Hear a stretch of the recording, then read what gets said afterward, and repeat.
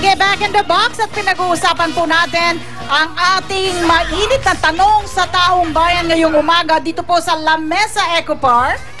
Pag-ibig na naghihintay, mas titibay. At eto't kasama pa rin natin sa ating Pexmanan ngayong umaga, ang ating pinaka nakakakilig po na twin tambalan, sina Bea Binene at Jake Varda! Hello! First question. Dito sa inyong love team, no? Gaano ba kayo kadalas magkasama? Actually po, lagi po kasi lagi ko siyang kasama sa taping. To be honest po, almost every day na. Almost every day. Kasi po, magkasama kami sa Twin Hearts, magkasama po kami sa Captain Barbell. So, yung taping, almost every day. So, pag taping na talagang, di ba, maghapon, magdamag, Opo. kayong magkasama. Yes po. Okay. Ang tanong ni Tita Ali, Pexmanan, ano ang probability na magka-developan kayo? Okay, sa akin po kasi may time naman po para doon. May time doon. Para doon po. Na talaga kung para sa isa't isa kami. Yan.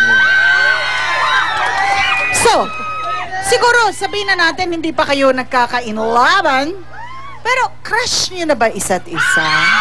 Ako po, lagi ko po inaamin. Yan, crush ko po si Bea. Diba, crush ko si Bea, ano? naman, aminado naman siya na crush na eh. Jake, bakit mo crush si Bea? Kasi naman po, si Bea, ibang-iba po kasi yan eh. Kumbaga, sa ibang nakilala kong ibang babae, si Bea, iba. Mabait. Mabait, mapag-alala, saka mapag-alaga sa taping.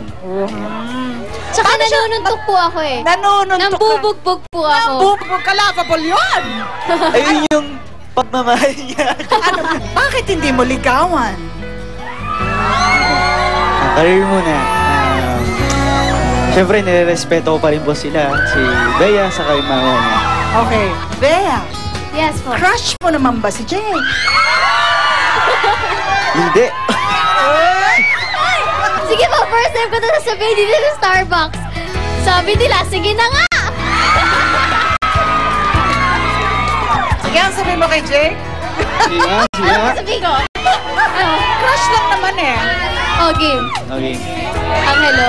Walang kiss. Ay, si Mama Allen na magagalit doon. Wala mo ng kiss. Okay. Ang hello. Ang hello po kasi tawag sa kanya. Angelo. Ang hello. Ang hello?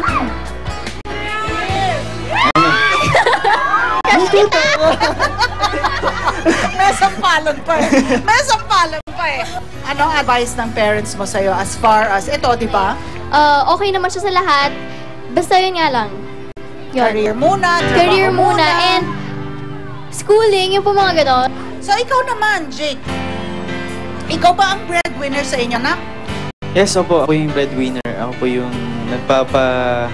Kasi po yung mother ko may sakit. Kumbaga ako po yung... Kaya po ako nag-artista para matulungan ko yung mga kapatid ko. So, ito yung malaking factor also. Opo. Aside from your age. Kaya medyo kontrolado. Kontrolado. Yung yung panliligaw Love life. mo, yung love life, saka na muna yun. Saka na muna po. Kumbaga, family muna bago yung love life. So, Jake, ano pakiramdam mo na ngayon, first time sa Starbucks, inamin ni Bea na crush ka niya? Siyempre po. Lagi po akong tinatanong. Lagi Lagi po akong niyo po. tinatanong ng Central, ng Star Talk. Dito ko lang po sinabi. Hindi niyo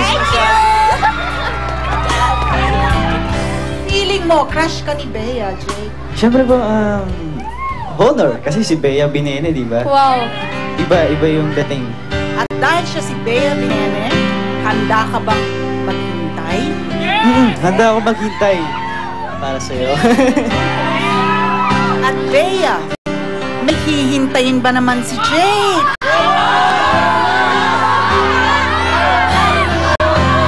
Sa'yo, oo na lang. Hindi, basta kailangan niyang patunayan na he's worth waiting for. Na parang ganun na he's trustworthy. Bagay na bagay sila!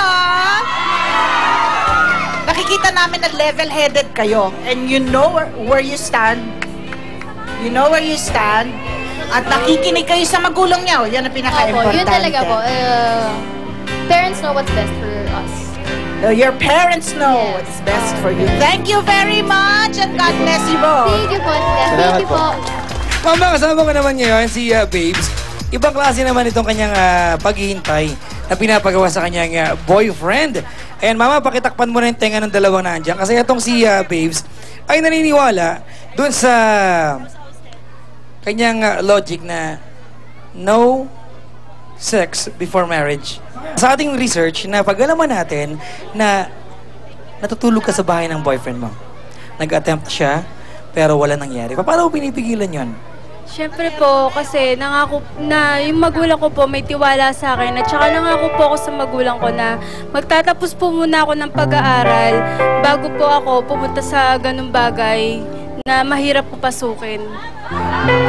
Dumating na ba yung punto na si boyfriend ay nagre-request? Ganun? Opo, pero siyempre po, lagi po sinasabi sa kanya na alam mo naman, simula nung naging tayo, lagi ko sinasabi na hindi pwede yung sex dahil hindi pa ako pwede dahil nag-aaral pa tayo. Hindi ka man natatakot na baka balang araw maging dahilan to ng panlalamig ng BF mo sa'yo?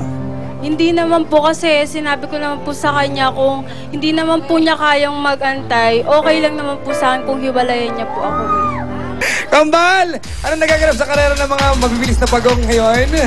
Papa Jack, mamali!